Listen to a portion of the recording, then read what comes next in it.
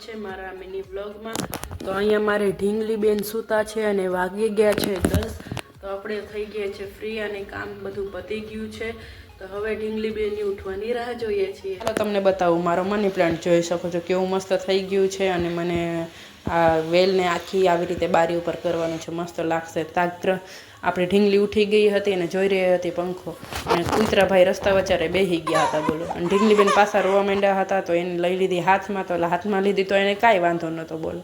તો તમને મારી ઢીંગલીનો વ્લોગ ગમે તો લાઇક શેર જરૂરથી કરજો અને મસ્ત મજાનું કમેન્ટ કરી દેજો। તા કચરાની ગાડી આવી ગઈ હતી ને કચરો નાખીને આપણે ગયા માને તેડવા। તેડીને આવી ગયા હતા ઘરે અને બેસી ગયા હતા જમવા।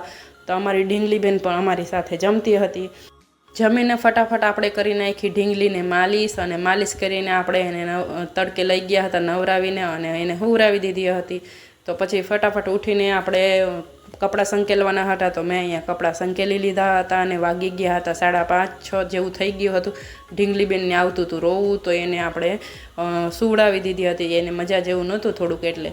તો હવે માથું ઓરીને આપણે થઈ ગયા હતા તૈયાર। તા ઢીંગલી બેન ઉઠી ગયા હતા ને તો એને લઈ ગયા આપણે બહાર। તો બહાર આવ્યા તો માનભાઈ અહીંયા સ્ટન્ટ કરતા હતા બોલો, અને ગ્રીવાબેન આવી ગયા હતા એને રમાડવા, અને નાના નાના ગલુડિયા આવી ગયા હતા તો એને આપણે ખવડાવી દીધી ભાખરી।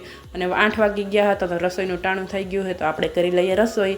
તો આ વ્લોગ અહીંયા જ એન્ડ કરીશું। આવો જ વ્લોગ જોવા માટે કમેન્ટ જરૂરથી કરજો અને સબસ્ક્રાઈબ અને લાઇક પણ કરી લેજો।